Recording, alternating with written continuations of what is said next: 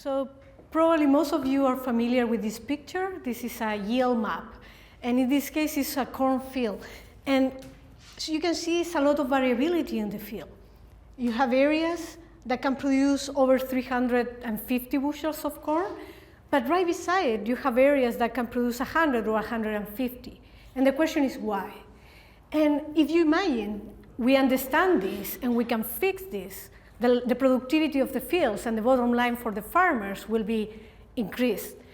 So we set up to understand this, and we thought, okay, well, actually was George thoughts is we need to find the best highly producing field and study and see what is going on, what is working in that field or in those areas that can produce more than the others.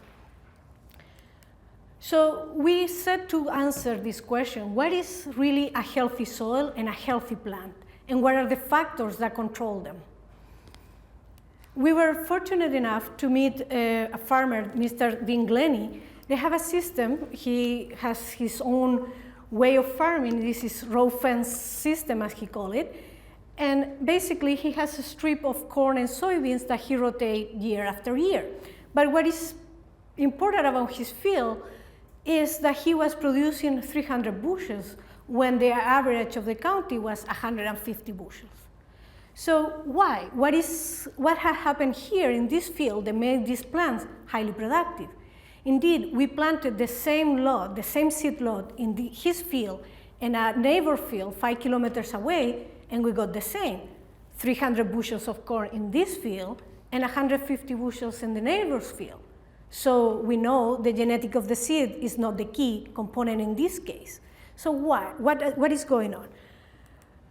And this is this experiment that I was telling you. When we planted the same seed in the Mr. Glennie field, we got longer cobs, thicker cobs. The root biomass was bigger than the other field. And all this translated that if you think the cost of production was roughly the same, if you're doubling the yield, you actually are increasing your income 4 times. And on top of that, he mentioned to us his findings of he had less erosion, less runoff of fertilizers, reduced use of machinery, reduced use of fuel. So the increase of yield came associated with a group of added benefits. So we wanted to know why, what is going on in this field. So we decided, again, to study what is a healthy plant.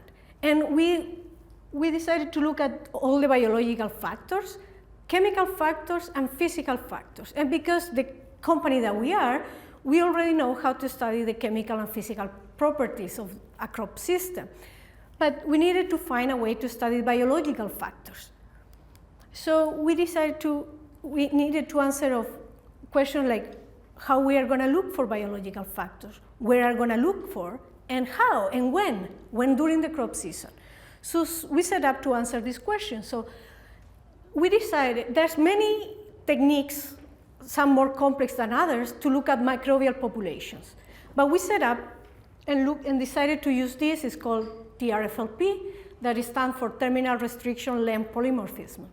And in simple terms, it gives you a picture of the population that colonized an area, let's say a plant tissue, a soil, and then you can compare it with another. And how it works is you first extract all the bacteria there, or fungi or microbes that are associated with a certain plant tissue, let's say the roots.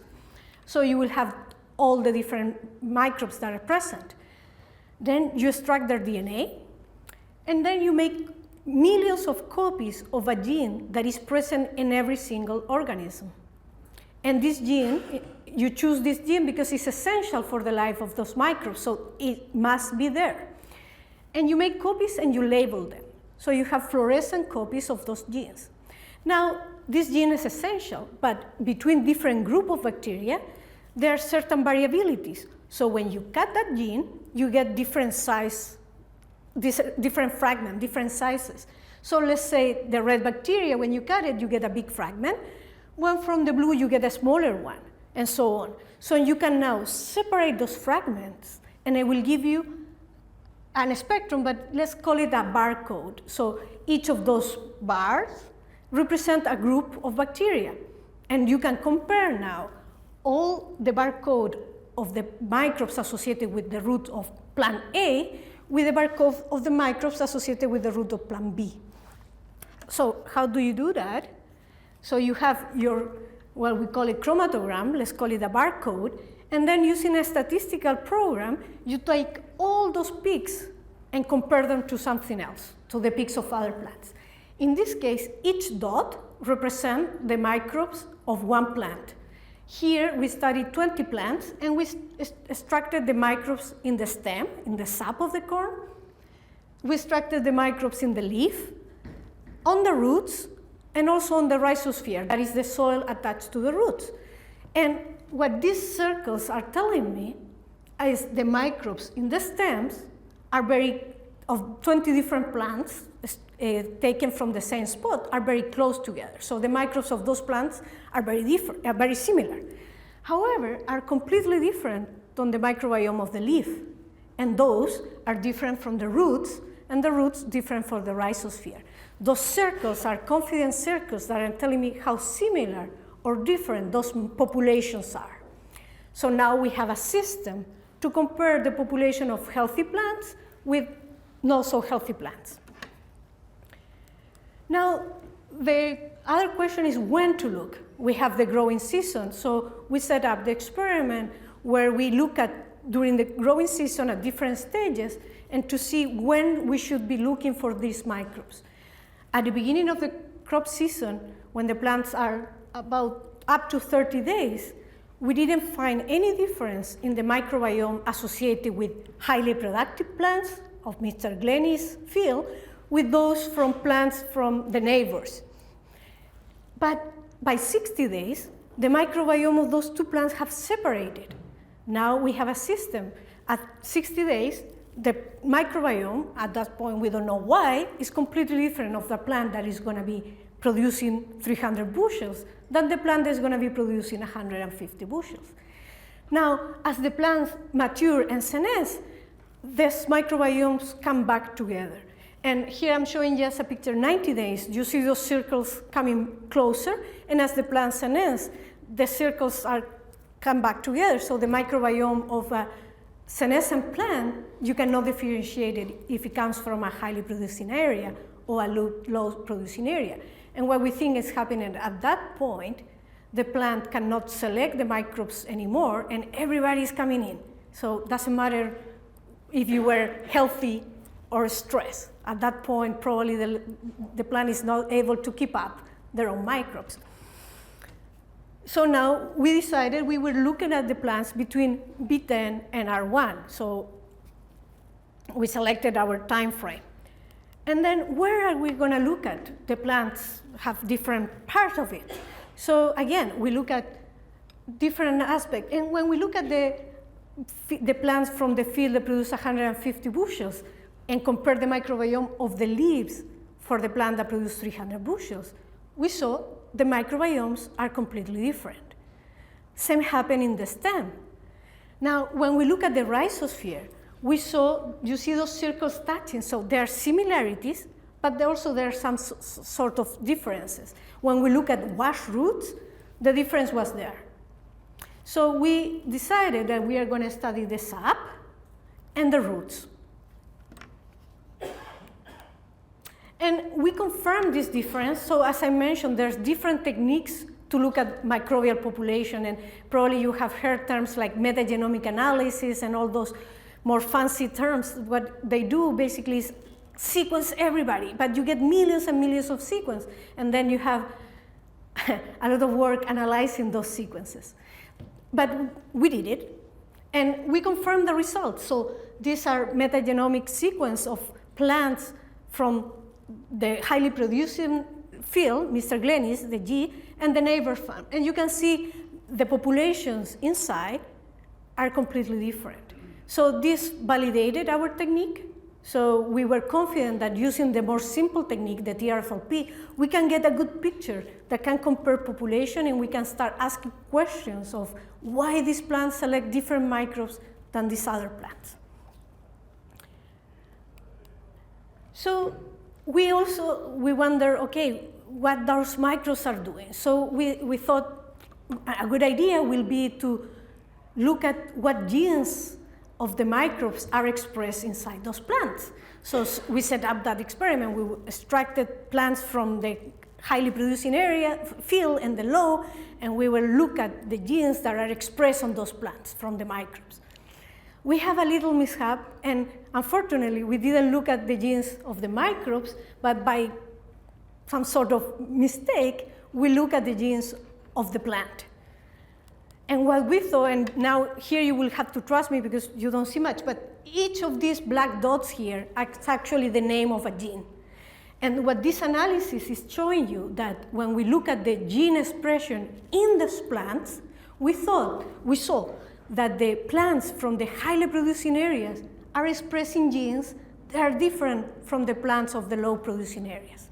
Now, we have to go back to this data and analyze it with more details and see, can we pinpoint signaling difference or metabolic pathways and understand more what's going on on those plants. But we found highly remarkable that not only those plants that are healthy and stressed have different microbiome, but they are expressing different genes. I found it very cool. So, okay, and this was all good, but at this point we're looking at this very specific production system. Mr. Glennie, his fence row farming, no-till. Is this happening everywhere else, or is just because he has his very peculiar farming method? So, as I showed you before, we know in each field there's different productivity areas. So we thought, okay, what if we can find those areas before harvest and study those plants? And we and others have shown that when you fly your fields with the remote sensing technology and you get an NDVI map, the NDVI map has over a 90% correlation with your yield maps. So we had a method during season to look at any field and select areas that were healthy, good areas that eventually will produce more, and an area that was stressed that eventually will have lower productivity. And that's what we did. We flew over 50 fields across Ontario. We have samples from Quebec and the US too. And one thing that was remarkable, that in every field that we flew, we saw the same pattern. About a third of the farm is highly productive, about a third of the farm is mediocre, and about a third of the farm is very poor. So the yield potential that our farmers are living in the field is huge. If we can fix those areas and we can identify those areas and understand how to manage them, we can really push production farther. So as I said, this is what we did. We flew the fields. We selected areas healthy and stressed. Using the GPS coordinates of those areas, we walked those fields and collected plants. You have to imagine that B10 R1, the plants are like 6 feet high. It's difficult to walk with. Every summer we lost 2 to 3 students in the field. Never found them, but we persevere and we keep going. And so we track with the GPS those places and pick up all the samples that you can imagine, bulk soil, rhizosphere soil, the whole plant. And we analyze everything that we could think of. We look at more than 487 parameters to try to understand what is a healthy plant. And at the end of the season, we walk back to those points, so our students really deserve a medal, and harvest an area to have the yields. And at the end of the season, when our farmers collaborators combine the fields, they give us also the yield map. So we have 2 ways to confirm that the areas we have selected were indeed highly producing and average or low producing. And this is just an example of that, and it shows you in dark green the highly producing areas, and in light green the low producing areas. And you see very big difference, almost 300 bushels versus probably 170. In the case of field 10, when we selected 2 areas good and 2 areas bad, you can see the difference. An area producing, let's say, 120 and then over 300 bushels. So in those fields, there is huge potential for improving. So we look, with our technique, we look on those samples, the microbiome. And the question was, are we going to find the same, or was just a fluke of Mr. Glennie's field? And in 90% of the fields, we saw exactly the same. In red, you have the bad areas, and in blue, you have the good areas. And the microbiome of the healthy plants was different of the microbiome of the stress plants. And we did that with bacteria and with fungi, and we saw the same. They separated. So at this point, everything is good, and then we have a collaborator in Quebec, and he said, oh, well, this is cool, I'm gonna fly my fields and send you samples. And he did. He picked up a good area and a stress area and sent it to us, and we did the microbiome. And we saw nothing. All the microbes of the good area and the bad area were the same. And we are panicking. It's like, okay, what we did wrong, let's do it again. And if you can imagine, one of the worst things that can happen to a researcher is that the research that you're doing only works in your hands. And you're like, some people are saying, don't worry, they're French. But it wasn't good enough explanation. So we are trying to understand what's going on, and we have to wait a couple months until they harvested this field. And when they did harvest, we look at the yields, and there was no difference between the high and low productive sites. And we have been doing this for several years. And after this example, we saw many times that when we selected areas that have the same productivity, the microbiome is the same. So we could breathe again and, okay, let's move forward. So, okay, very cool. We have different microbes associated with different productivities. Now, the next question is, so this is it, different productivities, different microbes. So what are those microbes doing? So we developed molecular probes to quantify some of the beneficial traits that microbes can be providing to plants. So we can quantify nitrogen fixation. And what this graph is showing you is that the vast majority of the good areas, the roots of those plants were associated with more nitrogen fixers than the bad areas. And just to point out, this scale is logarithmic. So if you imagine this number are your dollars in your bank account, it's a big difference to have, let's say, 6 million, that's almost $100 million, or to have here, for example, this, let's say $80 million, or I don't know, $10,000 million. So it's the big difference between the amount of nitrogen fixers associated with the root of corn in the good areas than in the bad areas. And we look at other traits. We look at antibiotic production, and we saw a similar trend. The good areas are associated with microbes that produce more antibiotics than the bad areas. We look at phosphate solubilization, and again, good areas are associated with most phosphate solubilizers. And it has been described, others have been described, that when you use microbes that can solubilize phosphate, in this case, this plate has insoluble phosphate as a background, and when you put a microbe that is able to solubilize, you get this transparent halos. So when people have used these microbes in combination with rock phosphate, that is an insoluble source, you can reduce the amount of phosphate you put in your fields by 50%. So the impact of this could be huge. We also look at the diversity. And what we saw and what this is telling us is inside the plants that are highly productive, the diversity of microbes was less, is the bottom plant, than the less productive. When you think about it, it almost seems like the plant is selecting and only allowing to interact or colonize by those microbes that are giving them something back. And the other plant that is less productive is just everybody is maybe there. And we confirm this using different approach. What you see here is yields, and this is a number, a scale of diversity. And those yields that have, those fields, that have higher yields have lower diversity.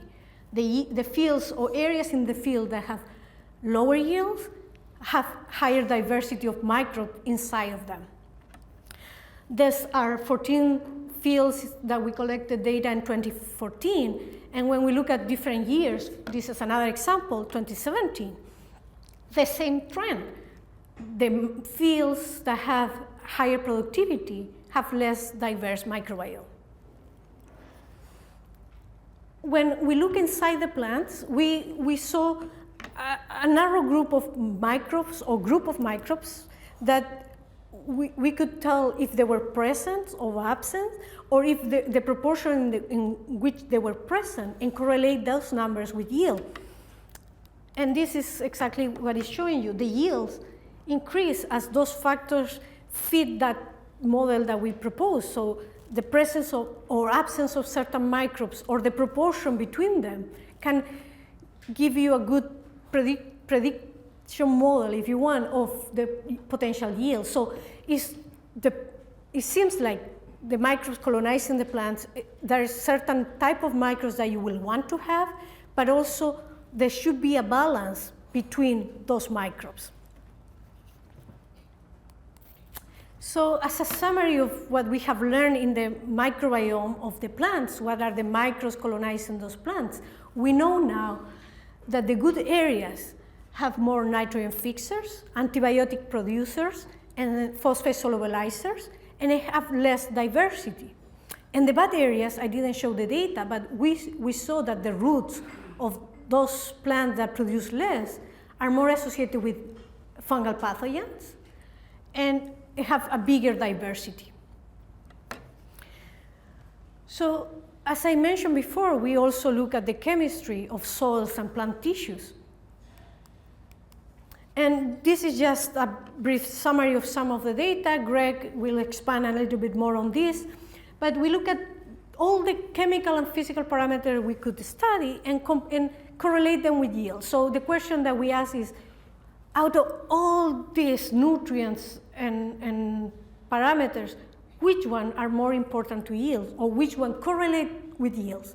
And so we study, for example, nitrogen in the soils, and there is a correlation, not as strong as we assume we'll have, but is there. Potassium, percentage of potassium, actually has a stronger correlation than nitrogen with yields. We have potassium-magnesium ratio. If you're familiar with our soil reports, you know that we have a term that is called General Fertility Index, or GFI, and actually it's an algorithm that Greg had put together over the years of research, and basically it's an indicator of the level of the fertility level on your fields. And we found a correlation between this index, a strong correlation with yields. And when we look at some chemical parameters of the plant tissues, we saw a correlation with higher yields, with higher levels of zinc in the plants, levels of copper, the plant nitrogen. And also we look at some correlation between microbes, or the type of microbes, and soil chemical parameters. And we found a correlation between boron in the soil and rhizobium counts. And now if you look at the literature, now it's evident that plants need boron to recognize rhizobium as a friend and not as a pathogen. In the absence of boron, the plant cannot make this connection and actually reject the rhizobium. So this was very neat to see also in our case. So what we are understanding now is that to have a healthy soil, it has to be a balance between your plant, the soil chemistry, and the microbes. You cannot look at one of these factors and forget the other. It's not all about the plant or all about the soil chemistry. It must be a balance between them. And so when we ranked our parameters, everything that we study, and their contribution or correlation with yield, we came up with the top 21 factors. And in this list, the first 9 are part of the soil chemistry, soil nutrients, but the other 12 are actually microbial components. So we have, for example, this is a gene for nitrogen fixation, so the amount of nitrogen fixers will highly correlate with yields, certain antibiotics, gram-positive total number of fungi, and so on. So we look at these parameters and their correlation with yield. And what we were able to do is, using those parameters, predict yield. So what this graph shows you is, in red is the yield that we measure on those sites, and in blue is the yield that we predicted using that data of those 21 parameters. And it's remarkable, if I may say, that we got a 93% correlation. So what we were measuring is really correlated with a high yield. So we are very excited because, to the best of our knowledge, this is the first time that microbial parameters have been used to predict productivity and yields in a field. When we, okay, now the bad is here. These results are very exciting, but it's 1 year of data. So we look at multiple years. And what we found was the data for 2015, what I show you, we got a 93% correlation between those 21 parameters and the yield. When we look at 2016, now our predictability dropped to 60%. Now, in our defense, that year was a very drought year when we were hit by a severe drought when we harvested and collected our samples. So we think that there's factors that can override the contribution of the microbes and the chemistry. And you all know when you're growing a crop, if you don't water it, well, no matter what you have there, they may survive a little longer, but your yield will suffer. But when we look at 2017, again, 91% correlation. And these numbers are just the combination of the different years and the predictability that we got. So based on all this work and all this understanding what are the chemical factors that contribute to yields and what are the microbes doing in there, we developed this VitTellus Soil Test that Greg will explain more. But what it is your regular soil test here on the top with the parameters that you will normally measure. And here has solvitas respiration, and it gives you also a soil health index. And we have, and goes from 0 to 60, and we have categorized those indexes as bad, good, and very good. And what's most important is give you here your optimal range for those key parameters we identify. And so you know now you have a tool to work on your fields and move the soil health index forward and work on increasing your productivity. And I'm just gonna go over a little bit showing you that, okay, we did all of these microbiome studies in corn, but we have done in other crops too, not to the extent of this, but we have pretty solid evidence that is behaving very similar. Here we took the soil from those corn farms and planted different crops, and when we have the soil from the highly productive area and the low productive area, we see the same difference in growth. This is peas, this is, I believe, is alfalfa, soybeans. So different crops we have identified the same top parameters in, for example, canola and so on. So although it was done most extensively in one crop, we have evidence to show that most likely is very similar in others. Now, we still want to study what happened when, for example, you have a rotation system, you have corn after you have soybeans, how are those microbes changing, or how is the chemistry changing in those fields? Because if I'm gonna fix an area, let's say for corn, but then it affects negatively soybeans, well, that's no point, right? So we are working on that, trying to understand the whole production system. And just to show you something that I really like is in all those highly productive plants, we harvested microbes. We look for the most productive plants and collect microbes. And this is just to show you that we collected a huge variety of them. We have over 4,000 now, bacteria and some fungi, and we are characterizing them. And what we are looking for is the microbes that can perform better on those beneficial traits for the plant. So we look for the stronger nitrogen fixers or the phosphorus solubilizers, zinc, iron sequestration, and so on. So we have now a catalog of microbes that are the top performers, not only in individual traits, but those that are able to perform different things at the same time. And what is the effect that these microbes may have in plants? So I really like this picture. It's a potato eggplant. So the potato is a clone.